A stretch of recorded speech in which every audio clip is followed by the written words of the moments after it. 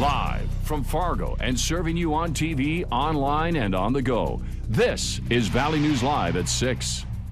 We discussed a lot of different situations, some wonderful and some difficulties. President-elect Donald Trump meets President Obama today at the White House, where once again immigration policy is discussed. Good evening, everyone, and thanks so much for joining us this evening. 2 days since the election, and riots and protests are breaking out in cities nationwide. Many organizations are preparing for a Republican president and Congress to make sweeping changes. That includes the refugee resettlement program. Trump and members of Congress have said they would stop it, or at the very least, slow it down. Valley News Team's immigration and relocation reporter Bradford Eric finds out what that means for North Dakota's resettlement program. Just last week, our new president-elect is stumping for your votes in Minnesota. When I'm elected president, we will suspend the Syrian refugee program, and we will keep radical Islamic terrorists the hell out of our country.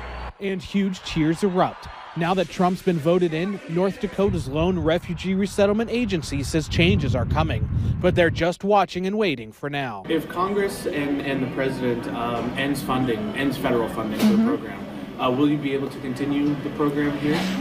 Refugee resettlement is a federally funded program, so it is work that the federal government does through organizations like ours. So if the United States decides to, withdraw from participating in refugee resettlement, then there won't be resettlement work that happens in the United States. North Dakota is a Wilson Fish state, meaning the state has handed off the duties of resettling refugees to the third-party nonprofit Lutheran Social Services. So the federal dollars come to the state says, here you go, LSS, and then they appropriate the money in turn. LSS determines the number of refugees, and the more refugees they get, the more money they make. So I don't know for sure what will happen, but there will be changes that are going to be made. The legislature, I believe, will be addressing this issue, so it won't be in our hands much longer. At least one member of the Fargo City Commission is still asking questions about the program, and top state legislators have already said they would support ending the program in North Dakota. Bradford Eric, Valley News Live. We have posted links to much of our previous coverage of this issue online. Just click on this story at valleynewslive.com.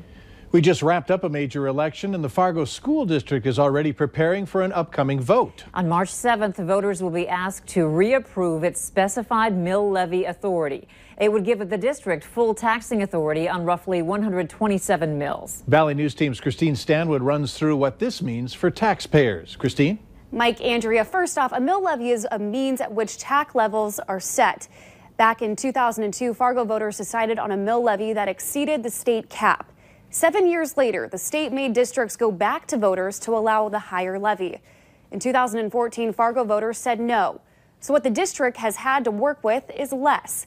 The district estimates for next year alone, that's $4.5 million fewer dollars. The district is asking once again for voters to approve the higher levy, basically to unfreeze it. To do so, they need a simple majority on March 7th. Brock Leitz, the Fargo Public Schools business manager, was asked if taxes will be raised. He said no. However, there is no real one right or wrong answer because it depends on everybody's personal property and what the valuation of that property does. Homeowners would only have an increase if their property taxes, if the valuation increases, or if other taxing entities increase their levies. Leitz added, if the value of your home doesn't change, you might see tax relief because the levy can't increase. If approved, it will be authorized for up to 10 years. All right, thanks, Christine. If you would like to take a glance at the full presentation on the mill levy vote, head to our website at valleynewslive.com and click on this story. Our weather has been windy today, but still nice for this time in November. Let's find out what's blowing in the wind for this evening. Hutch? We do have cooler, drier air coming down from the north, but much of today we spent just with wonderful conditions as temperatures hit the 60s. Once again, we're down into the mid and upper 40s in most locations right now, as we will stay in the 40s through the remainder of your evening. I do expect temperatures to dip down to near freezing as we head through the overnight in the Fargo area. Some of us will start the day with some frosty conditions. So our Veterans Day forecast, it does look cooler. I'll have details on how low we go, and we'll talk about a chance of snow on the horizon and how that's looking. So, okay, thanks, Hush. Yeah, you bet. And remember, you can stay up to date on the weather conditions where you are anytime on your smartphone or tablet. Just download the Storm Team Weather app to get the latest weather conditions and even follow the radar live. Search VNL Weather in the App Store. The Fargo Police Department is looking for 2 people suspected of breaking into a vehicle and stealing credit cards. They have released 2 surveillance pictures in hopes that someone will recognize the people in them. If you know who these people are, you're asked to contact the Fargo Police Investigations Division at 241-1405. There's been another heroin bust in Grand Forks. Unfortunately, it doesn't appear to be much change in the war on opioids in the valley. Officers say 37-year-old Demario Miles will be charged with possession of a controlled substance with intent to deliver. Investigators say they searched his home and found what's believed to be heroin, packaged and ready for sale. And police say the number of overdoses and other problems associated with opioids just seems to continue. The state reports that 2,400 North Dakotans received treatment at addiction centers during the past year. So this year, we've had approximately 23 heroin-related overdoses just in Grand Forks that have been reported to or responded to by the police. So that's probably a fraction of the real number, but that's what the Grand Forks Police Department has seen. Now, if you'd like more information on how to get help, we have a couple of links on our website. Go to valleynewslive.com and click on this story. Police in St. Paul estimate between 400 and 500 marchers blocked streets near the state capitol last night, all in response to Donald Trump winning the presidential election. Metro Transit stopped light rail service in the area because some people were on the tracks. At one point, the crowd stopped as someone burned what appeared to be a flag. There were reports of similar events occurring throughout the United States, including in Philadelphia, New York City, and a massive march in Chicago outside Trump Tower. Students at Maple Grove High School up near the Twin Cities are speaking out following an act of racist vandalism there yesterday. Messages were found in a boy's bathroom at the school with statements of whites only, white America, and Trump. The photos quickly circulated across social media, causing outrage. And this morning, students wrote messages of support and love to be posted around the school. Following the incident yesterday, Osseo area schools provided a statement saying in part that officials were horrified. Today, the Maple Grove Police Department announced it will be assisting in this investigation. A group of students plans to host a walk out of the school tomorrow afternoon. No matter who or what they decided to vote for, North Dakotans made sure their voices were heard on Election Day.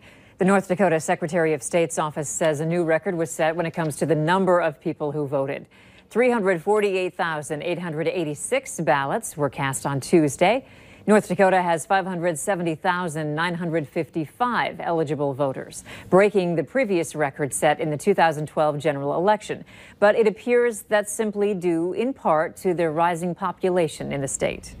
Here's a timely topic. If you're looking to get a flu shot, 2 walk-in clinics will be held at the Fargo Cass Public Health. One of them Wednesday, November 16th from 8 in the morning to 3 p.m. The other Friday, November 18th from 8 a.m. to noon. The flu shot clinics are open to all residents in the area. Fargo Cass Public Health's building is located at 1240 25th Street South. And make sure you bring your insurance card. Do you know someone who styles their hair using a straightener? Well, tonight on Valley News Live 10 at 10, we test the Simply Straight styling tool. It's a hairbrush and a straightener. The commercials say it's easier and faster to use compared to a normal straightener. We find out if that's really true. Valley News Team's Ashley Bishop has our special report tonight at 10. For those of you who dig potatoes, this was your day. Later on Valley News Live at 6, we'll check out the annual Caters Taters event. And we did see a lot of sunshine throughout our day and a gorgeous sunset. But as we went through the day, we saw temperatures scale back a little bit, still 60s. All details on what you can expect as we close out our work week on your Veterans Day right after this.